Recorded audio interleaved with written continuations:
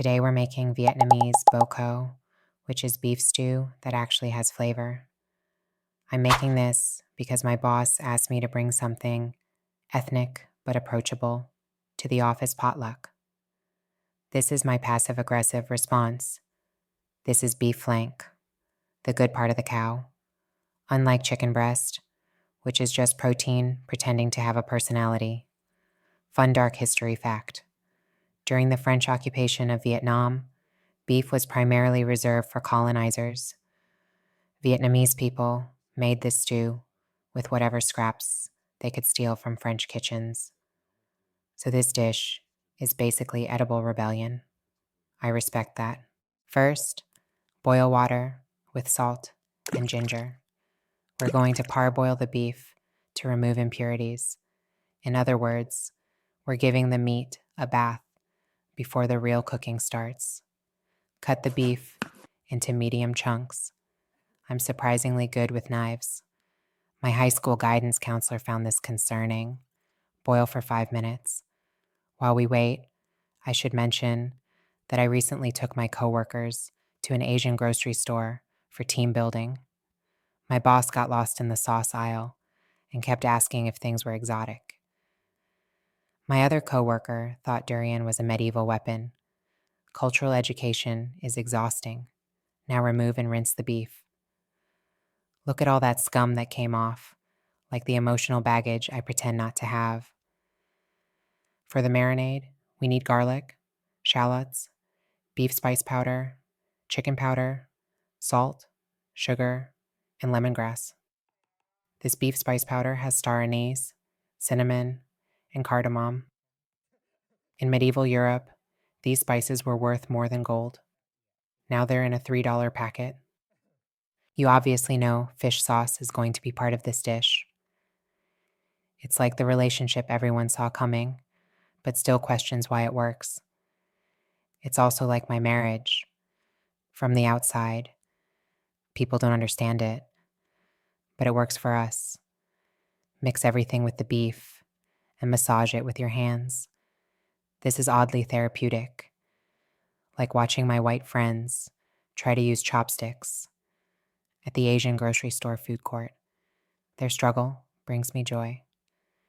Let this marinate for at least 2 hours, preferably overnight. Patience in cooking is important, unlike patience in my work meetings, which is just self-torture. I'm using an Instant Pot because I have better things to do than stand over a stove for 4 hours, like contemplate my existence or stare at walls. Sauté more garlic and shallots until golden, not brown. Vietnamese cooking operates on the principle that there's no such thing as too much garlic. Unlike my boss, who operates on the principle that there's no such thing as too much enthusiasm at 8 a.m. Add the marinated beef and sauté for about 5 minutes. This develops flavor through the Maillard reaction. I know this because I sometimes read Wikipedia at 3 a.m. instead of sleeping. I'm using boxed coconut juice. Not coconut milk, not coconut water, but coconut juice. It's like the middle child of coconut products. Confused about its identity, but still useful. Add the coconut juice and enough regular water to cover the meat. In fancy cooking shows, they'd probably extract juice from fresh coconuts while talking about sustainability. I don't have that kind of energy. Pressure cook on high for 14 minutes. The Instant Pot is basically a time machine for food. It's what I wish I had for boring meetings. Just press a button and skip to the end. While that cooks, prepare your carrots and potatoes. Cut them into medium chunks, not too small or they'll disintegrate, not too big or they'll never cook.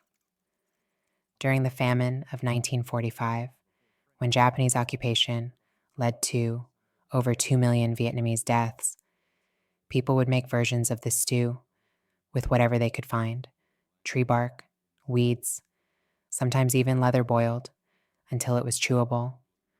The spices weren't just for flavor. They were to mask the taste of desperation. In Vietnam, Bò Kho is often eaten for breakfast.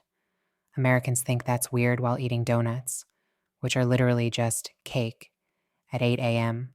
Release the pressure and open the lid. Stand back unless you want a facial of beef steam.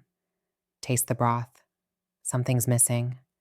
This is where I realize I forgot to add the fish sauce to the marinade. Classic me, forgetting a key ingredient until the last minute. Like how I forget my employee ID until I'm already at the security desk. Add the carrots and potatoes. They'll cook quickly because the liquid is approximately the temperature of my rage when asked to participate in team building exercises. Pressure cook for another 3 minutes. During the Vietnam War, families would make this communally to stretch limited resources. One cow could feed an entire village while American planes flew overhead. Nothing enhances flavor like imminent death. The beef should be tender enough to cut with a spoon. If not, you failed at a fundamental level and should order takeout. Serve with fresh herbs and French bread. I suggest French bread, but my local grocery store deprived me of it, so I'm using sliced white bread. If you want the authentic experience, don't be like me. Get the French bread. The flavor is deep and complex. Star anise, lemongrass, beef, and the slight sweetness from the carrots. The beef is tender without falling apart. Even with subpar bread, it's still better than anything my coworkers will bring to the potluck. Vietnamese Bò Kho. It survived colonization, war, and will now survive a government office potluck. When my husband gets back from tour, I'll make this for him. He'll probably try to name it something ridiculous like death metal meat soup, and then write a song about it. Now, if you'll excuse me, I'm going to eat this in my closet where no one can see me enjoy something. My reputation, as someone who hates everything, is important to maintain.